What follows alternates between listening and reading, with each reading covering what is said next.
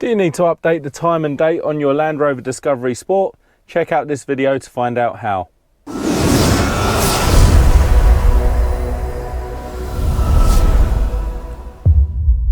Hi guys, welcome to another Ross Perry Productions video. In this video I'm sat in my 2017 Land Rover Discovery Sport and I'm going to be showing you how to update the two clocks on the car.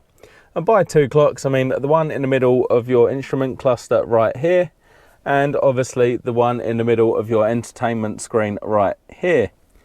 Now we're quite fortunate on this car that both clocks are actually synchronized, and by synchronized I mean that you update one and it automatically brings the other one to be in line with that one. Now there are a few cars out there, especially Toyotas, where that's not the case and you have to update it both on the entertainment screen and on the middle of the dashboard.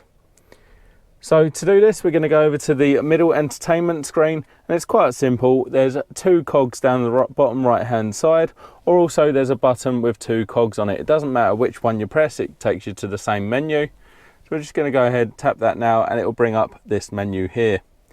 The next one we're going to tap is System, and that brings up another menu. And you can just see there, the second one down is actually Time and Date.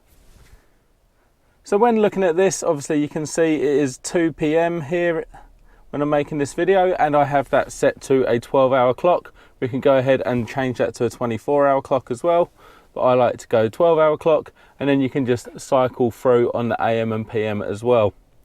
Now just over the left-hand side you can see date. Give that a tap and you can obviously update the date as well. But just to show you this working, I'll go back to time and I'll actually take it to 1 o'clock. Now you can actually see the one in the middle of the instrument cluster still says 2 until I actually go ahead and hit the return button, and then that will automatically have updated the clock in the middle of the instrument cluster as well.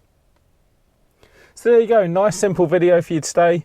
If you did find that video helpful, please do give me the thumbs up, leave me a comment down below, check out some of my other videos and subscribe to my channel.